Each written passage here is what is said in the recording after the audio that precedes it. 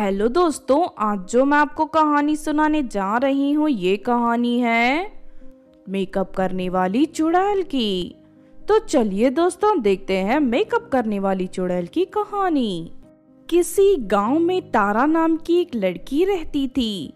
कुछ समय बाद उसकी शादी निरंजन नाम के एक अच्छे पढ़े लिखे लड़के से तय हो जाती है।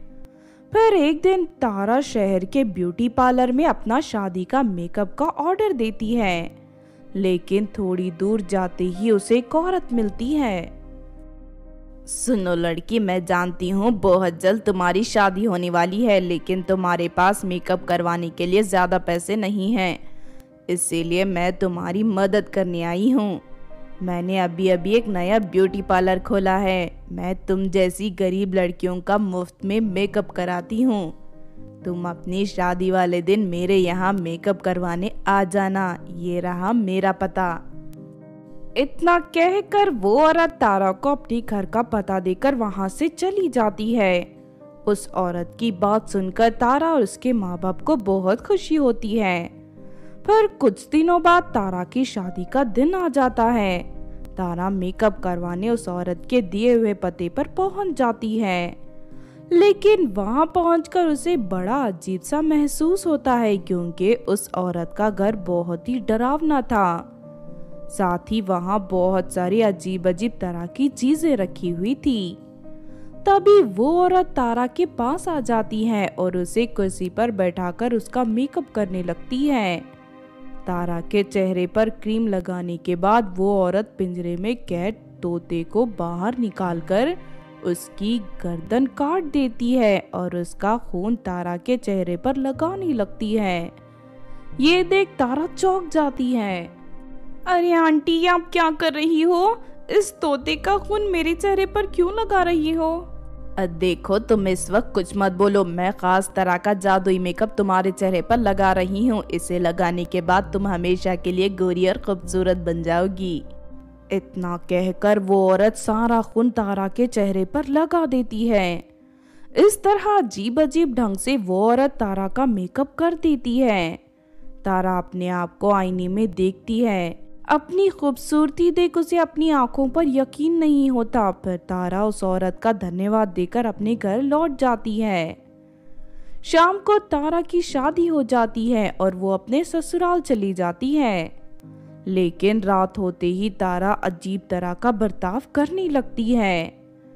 तारा का पति निरंजन जैसे ही कमरे में दाखिल होता है कि तभी तारा निरंजन को पकड़कर रस्सियों से उसके हाथ पर बांध देती है।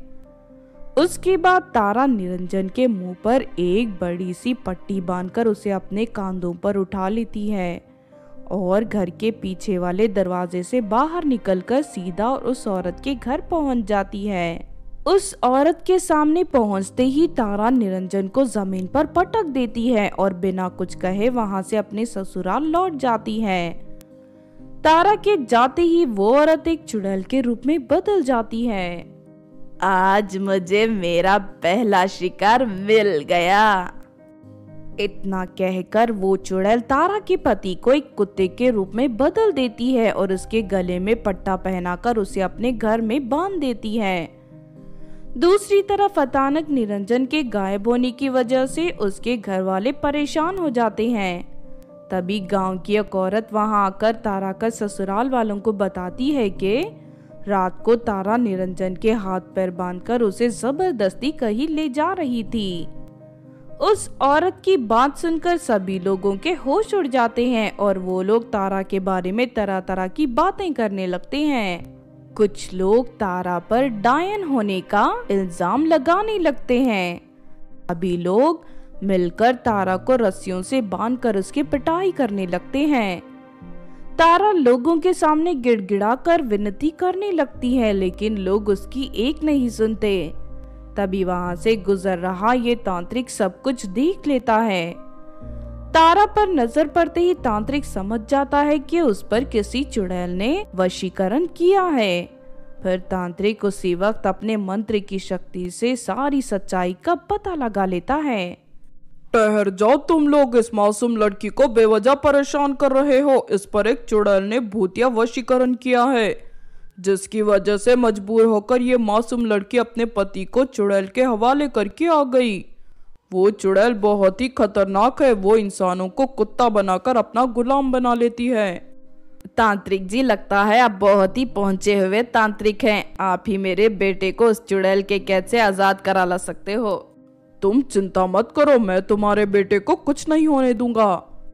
इतना कहकर तांत्रिक सीधा उस चुड़ैल के घर पहुंच जाता है। तभी तांत्रिक देखता है कि कुत्ता बना निरंजन दुखी होकर रो रहा है। तांत्रिक अपने मंत्र की शक्ति से उसे वापस इंसान बना देता है और उसे लेकर वहां से जाने लगता है।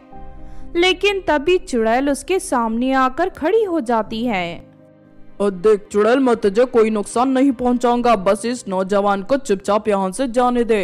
ये मेरा घर है, मेरी इजाजत के बिना एक चींटी भी यहाँ से बाहर नहीं जा सकती। अब मैं तुझे भी अपना गुलाम बना लूंगी। इतना कहकर चुड़ैल मंत्र पढ़ने लगती है।